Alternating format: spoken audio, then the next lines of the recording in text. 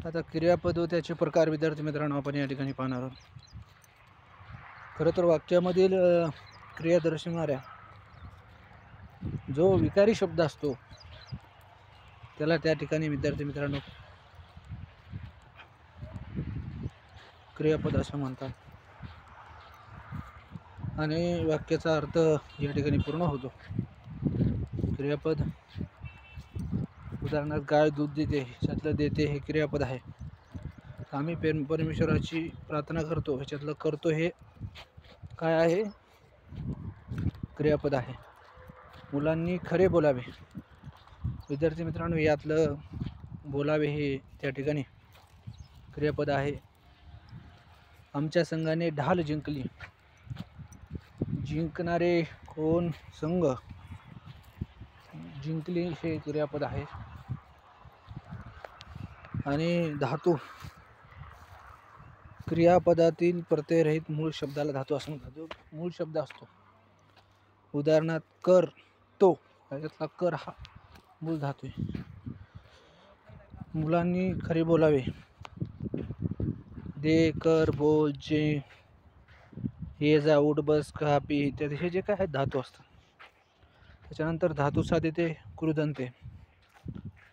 खरं तर विद्यार्थी मित्रांनो धातूला विविध प्रत्यय लागून क्रिया अपुरी दाखवणाऱ्या शब्दांना धातू साधित किंवा कृदंत असे म्हणतात। म्हणजे धातूला विविध प्रत्यय लागून क्रिया अपुरी दाखवणाऱ्या शब्दांना धातू साधित किंवा कृदंत असे म्हणतात। आता धातू साधित वाक्याच्या शेवटी कधीच येत नाही, ते वाक्याच्या सुरुवातीला किंवा वाक्याच्या मध्ये येत असतात। धातू साधित हे नाम, विशेषण किंवा क्रियाविशेषणाचे काम त्या ठिकाणी करत असतात, परंतु फक्त संयुक्त क्रियापदातच धातू साधित हे क्रियापदाचे काम करतात। परंतु संयुक्त क्रियापदामध्येच धातू साधित हे त्या ठिकाणी क्रियापदाचे काम विद्यार्थी मित्रांनो करत असतात। क्रियापदा केले, करतो, बसला, लिहितो, खातो हे क्रियापद आहेत, परंतु धातू साधित आहे करून, बसता, लिहून, खाताना, खाणारी, लिहिताना, बोलताना हे त्या ठिकाणी धातू साधित आहे। क्रियापदे केले, करतो, बसला, लिहितो, खातो हे क्रियापद आहेत भावना। धावणे आरोग्यासाठी चांगले असते, आता त्याच्यात धावणे हे धातू साधित आहे आणि असते हे क्रियापद आहे भावना। आता त्यांच्या घरात खाणारी माणसे पुष्कळ आहेत, आता खाणारी हे विशेषण आहे, पण खाणारे धातू साधित आहेत, क्रियापद आहे। जहाज समुद्रात बुडताना मी पाहिले, मित्रांनो बुडताना क्रियाविशेषण आहे, लक्षात घ्या। बुडताना धातू साधित आहे आणि पहिले म्हणजे पाहिले मी हे क्रियाविशेषण। म्हणजे खरं सांगायचं म्हटलं तर त्याचे हसणे लांबूनच ऐकू आले। आता त्याचे हसणे लांबूनच ऐकू आले, हसणे नाम, हसणे धातू साधित आले क्रियापद। एखादे वाक्य, टीप लक्षात घ्या, एखादे वाक्य सकर्मक किंवा आकर्मक आहे हे कसे ओळखावे? आता ओळखण्याची क्रिया कोणावर होते? वाक्यातील क्रिया करणारे कोण असा प्रश्न विचारला असता दान भेटतात। म्हणजे उत्तर वेगवेगळं तर सकर्मक, व जर उत्तर एकच भेटत असेल तर ते अकर्मक क्रियापद। आता क्रियापदांचे प्रकार आपण त्या ठिकाणी पाहू दोन। मित्रांनो मराठी व्याकरणामध्ये मराठीला फार महत्त्व आहे, कारण कुठलाही पेपर घेतला तर त्यामध्ये मराठी व्याकरण हा अभ्यासक्रम आहेच। म्हणून आता आपण क्रियापदाचे दोन प्रकार पाहूया, सकर्मक क्रियापद, अकर्मक क्रियापद। क्रियापदाच्या दोन प्रकारामध्ये सकर्मक क्रियापद आणि अकर्मक क्रियापद असे दोन प्रकार आहेत। आता आपण सकर्मक क्रियापद बघूया। विद्यार्थी मित्रांनो ज्या वाक्याचा अर्थ पूर्ण होण्याकरता जेव्हा कर्माची गरज असते त्या क्रियापदाला त्या वाक्यातील सकर्मक क्रियापद असे म्हणतात। म्हणजे ज्या वाक्याचा अर्थ पूर्ण होण्याकरता जेव्हा कर्माची गरज असते त्या क्रियापदाला त्या वाक्यातील सकर्मक क्रियापद असे म्हणतात. गाय दूध देते, अगदी बरोबर आहे. पक्षी मासा पकडतो, गहुळी धार काढतो, त्याचे उदाहरण. राम आंबा खातो, अनुराग निबंध लिहितो, आरोही लाडू खाते. हे सकर्मक क्रियापद आहे. आता अकर्मक क्रियापद, ज्या क्रियापदाचा अर्थ पूर्ण होण्यासाठी कर्माची आवश्यकता नसते. म्हणजे सकर्मकमध्ये ज्या वाक्याचा अर्थ पूर्ण करता कर्माची आवश्यकता असते, अकर्मक क्रियापदामध्ये कर्माची आवश्यकता नसते. म्हणजे क्रिया कर्त्यापासून सुरू होते, कर्त्यापाशीच थांबणे, त्यांना अकर्मक क्रियापद असे म्हणतात. क्रिया भावनो, क्रिया ही कर्त्यापासून सुरू होते आणि त्या ठिकाणी कर्त्यापाशीच थांबते, त्यांना अकर्मक क्रियापदे असे म्हणतात. मी रस्त्यात पडलो, तो बसलो, आज भाऊबीज आहे, शाळेत जातो.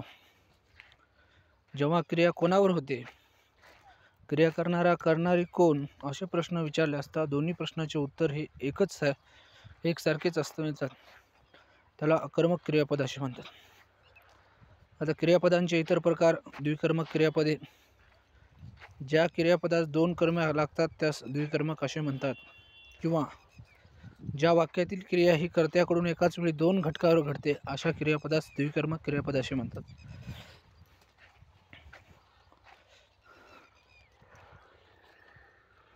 खऱ्या अर्थानं आजीने नातीला गोष्ट सांगितली. आता लक्षात घ्यायचं, आजी करता आहे, नातीने अप्रत्यक्ष कर्म आहे आणि गोष्ट ही प्रत्यक्ष कर्म आहे. सांगितले हे दुःकर्म क्रियापद आहे. गुरुजींनी विद्यार्थ्यांना व्याकरण शिकवितात. शिकणारे कोण? विद्यार्थी. शिकाय व्याकरण गुरुजी. मुलीने भिकाऱ्याला पैसा दिला. प्रत्यक्ष कर्म हे नेहमी वस्तुवाचक असते भावना. त्याची विभक्ती ही प्रथमा द्वितीय असते आणि अप्रत्यक्ष कर्म हे नेहमी व्यक्तिवाचक असते. त्याची विभक्ती ही नेहमी चतुर्थी असते. उभयविध क्रियापदे, जेव्हा एकाच क्रियापद हे दोन वेगवेगळ्या वाक्यात कर्मक अकर्मक असे दोन्ही प्रकारे वापरता येते त्यास उभयविध क्रियापद असे म्हणतात. त्यामध्ये त्याने घराचे दार उघडले, त्यांच्या घराचे दार उघडले, रामाने धनुष्य मोडले, ती लाकडी मनुष्य मोडले. हे खऱ्या अर्थाने मित्रांनो कर्मक सकर्मक क्रियापद आहेत. आपण त्या ठिकाणी अभ्यास करत असतो.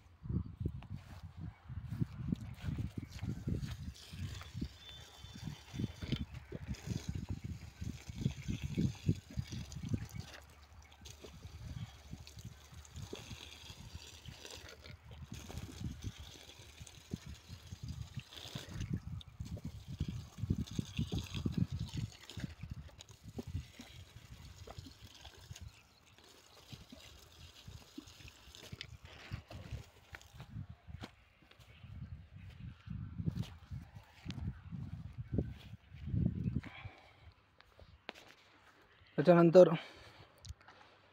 उभयविध क्रियापदे बघितले आपण. आज उघडले, मोडले, उघडले, दारले, हे उभयविध क्रियापदे. आता उभयविध क्रियापद जेव्हा एकच क्रियापद हे वेगवेगळ्या वाक्यात सकर्मक अकर्मक असे दोन्ही प्रकारात येते त्यास उभयविध क्रियापद म्हणतात.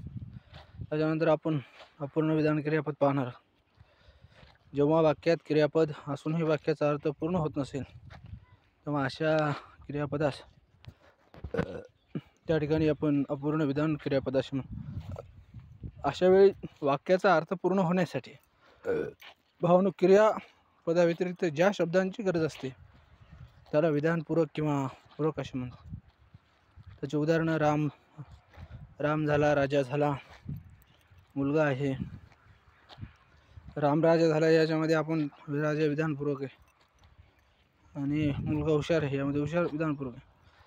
याची टीप बघू आपण. नामाबद्दल अधिक माहिती सांगणारा शब्द जर नामापूर्वी आला तर त्याला विशेषण म्हणतात आणि नंतर आला तर त्याला पूरक विधेयक विधान विधेयक पूरक असं. संयुक्त क्रिया, धातू साधित व सहाय्यक क्रियापद यांनी मिळून बनलेल्या क्रियापदात संयुक्त क्रियापद असे म्हणतात. मात्र दोन्ही शब्दांमधून विद्यार्थी मित्रांनो कोणत्याही एकाच क्रियेचा बोध होणे आवश्यक आहे. आता धातू साधित आणि सहाय्यक क्रियापद बरोबर संयुक्त क्रियापद म्हणजे क्रीडांगणावर मुले खेळली, लक्षात घ्या विद्यार्थी मित्रांनो, क्रीडागणावर मुले खेळली, त्याच्यातलं खेळू धातू साधूच आहे. लागली हे सहाय्यक क्रियापद आहे. लक्षात घ्या. बाळ एवढा लाडू खाऊन टाक म्हणजे खाऊन धातू साधित आहे आणि टाक हे सहाय्यक क्रियापद आहे. आता आपण सहाय्यक क्रियापद म्हणजे काही पाहूया. म्हणजे जेव्हा धातू साधित व क्रियापद हे दोन्ही मिळून एकाच क्रियेचा बोध होतो तेव्हा आपण त्या धातू साधिताला मदत किंवा सहाय्य करणाऱ्या क्रियापदाला सहाय्यक क्रियापद असे म्हणतात. आता क्रीडागणावर मुले खेळू लागली, बाळ एवढा लाडू खाऊन टाक. त्याच्यानंतर आपण सिद्ध क्रियापद पाहणार आहोत. विद्यार्थी मित्रांनो, सिद्ध क्रियापद पाहत असताना जा, ये, कर, बट, ऊस जसे मूळचे धातू आहेत त्यांना सिद्ध धातू असे म्हणतात. व या सिद्ध धातूंना प्रत्यय लागून तयार होणाऱ्या क्रियापदाला सिद्ध क्रियापद असे म्हणतात. तो दररोज शाळेत जातो, ती खूप अभ्यास करते, तो पूर्वेस उगवतो, आम्ही सकाळी लवकर उठतो. म्हणजे हे एक सिद्ध क्रियापदाचं एक लक्षण आहे. म्हणजे जा, ये, कर, बस, ऊस असे हे जे मूळचे शब्द आहेत भावना त्याला आपण सिद्ध धातू असं म्हणतात. व या सिद्ध धातूंना प्रत्यय लागून तयार होणाऱ्या क्रियापदाला सिद्ध क्रियापद असे त्या ठिकाणी म्हटलं जातं. त्याचे आपण उदाहरणं पाहिले. आता साधित क्रियापद पाहूया. विविध जातींच्या शब्दामधून तयार होणाऱ्या धातूंना साधित धातू असे म्हणतात. व अशा साधित धातूंना प्रत्यय लागून तयार होणाऱ्या क्रियापदांना साधित क्रियापदे असे म्हणतात.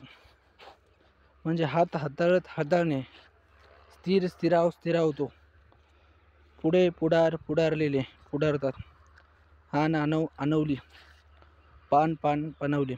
विद्यार्थी मित्रांनो, साधित क्रियापदाचे हे एक उदाहरण आहेत. मराठी व्याकरणामध्ये क्रियापद हा चॅप्टर खूप महत्त्वाचा आहे. कारण वाक्य आलं तिथं कर्ता आला, कर्म आलं आणि क्रियापद. मराठी व्याकरणामध्ये मुख्य म्हणजे या 3 गोष्टीला फार महत्त्व आहे. आपल्याला तिथं कर्ता ओळखता आला पाहिजे, कर्म ओळखता आलं पाहिजे, क्रियापद ओळखता आलं पाहिजे. नेमकी क्रिया घडते कशी, मला वाटतं हे जर आपल्या सगळ्यांना ओळखता आलं तर आपल्याला वाक्य कसं बनलं आहे हे मला वाटतं समजतं. त्यावरून क्रियापद ही संकल्पना महत्त्वाची आपण लक्षात घ्या. त्याच्यानंतर साधित क्रियापद आता आपण पाहूया.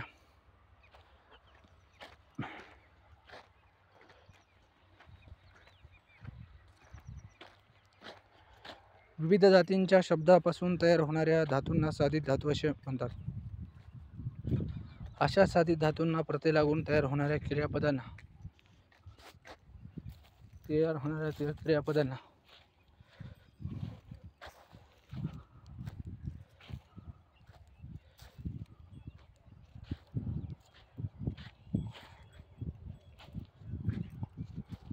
प्रायोजित क्रियापदे बघूया. आता विद्यार्थी मित्रांनो, जेव्हा कर्ता क्रिया स्वतः करीत नसून दुसऱ्या कोणाला तरी कराव्यास लावतो असा अर्थ व्यक्त होतो तेव्हा त्या क्रियापदास प्रायोजक क्रियापद असे म्हणतात. आई मुलांना हसवते. आता आई मुलांना हसवते, मुलगा हसतोय का? नाही. हसण्यासाठी आई मुलाला मदत करते. त्याच्यानंतर तो मुलांना रडवतो. त्याच्यानंतर त्याने त्याच्या मित्राला तुरुंगात सोडवले. तो मुलांना खेळवतो, आई बाळाला निजवते, तो गुरे चारतो. लक्षात घ्या, तो गुरे चारतो. कोण चारतो? तो. शक्य क्रियापद. वाक्यामधील ज्या क्रियापदाद्वारे कर्त्याच्या ठिकाणी क्रिया करण्याचे सामर्थ्य व्यक्त होते किंवा कर्त्याकडूनच ती क्रिया करण्याची शक्यता व्यक्त होते त्या क्रियापदाला त्या ठिकाणी शक्य क्रियापद म्हणतात. मला आता काम करवते, त्या आजारी माणसाला आता थोडे बसवते, मला दररोज 20 किमी चालवते, बाईंना वह्या वर्गात आणवत नाहीत. म्हणजे हे शक्य क्रियापद आहे. मला आता काम करवते, त्या आजारी माणसाला आता थोडे बसवते, मला दररोज 20 किमी चालवते, बाईंना वह्या वर्गात आणवत नाहीत. हे शक्य क्रियापद. त्याच्यानंतर आता आपण अनियमित गौण क्रियापद पाहूया. मराठीत काही धातू असे आहेत त्यांना काळांच्या अर्थाचे सर्व प्रत्यय न लागता थोड्याशा वेगळ्या प्रकारचे चालतात. त्या अनियमित किंवा गौण क्रियापद असे म्हणतात. मुलांनी सतत खेळू नये. आता नियमित आहे, अनियमित क्रियापद आहे. सुज्ञास अधिक सांगणे न लगे, हे पण आहे. आता या दरवाजाने जाऊ नको, म्हणजे या दरवाजाने जाऊ नको, हे एक अनियमित क्रियापद आहे त्या ठिकाणी. परमेश्वर सर्वत्र आहे. परमेश्वर काय आहे? सर्वत्र आहे ना. परंतु परमेश्वर सर्वत्र आहे, मला कॉपी पाहिजे असे वागणे बरे नव्हे. आई घरी नाही.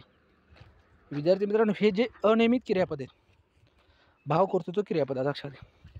जेव्हा वाक्यातील क्रियापदाचा मूळ अर्थ किंवा भाव हा त्याच करता मानावा लागतो, अशा क्रियापदांना भाव कर्तृत्व क्रियापद असे म्हणतात. आता त्याच्यामध्ये आपण सांजवले, मळमळते, उजळले, गडगडते हे भाव कर्तृत्व क्रियापदामध्ये येतात.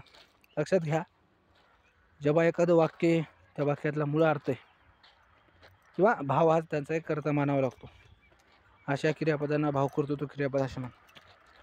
उदाहरणार्थ, मी घरी पोहोचण्यापूर्वी सांजावले. पित्त झाल्यामुळे तिला आज मळमळते.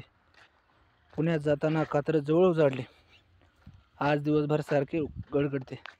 आता लक्षात घ्या, भाव कर्तृत्व क्रियापद ओळखायचं कसं? कुठलंही वाक्य आलं की वाक्याच्या शेवटी उजाडले, गडगडले, सांजवले हे काही शब्द असतात, ते भाव कर्तृत्व क्रियापद आहेत. हे आपण वाक्य ओळखायचं. शक्य क्रियापद पाहिलं, प्रायोजक क्रियापद पाहिलं. प्रायोजक क्रियामध्ये आपण बघितलं, हसवते, रडवितो, निजवतो, खेळवितो, सोडवले, चारतो. त्याच्यानंतर साधित क्रियापद बघितलं आपण, हाताळतो, सरवला, पाणवले. पण हे सगळे आपण क्रियापदाचं या ठिकाणी पाहिलेलं आहे.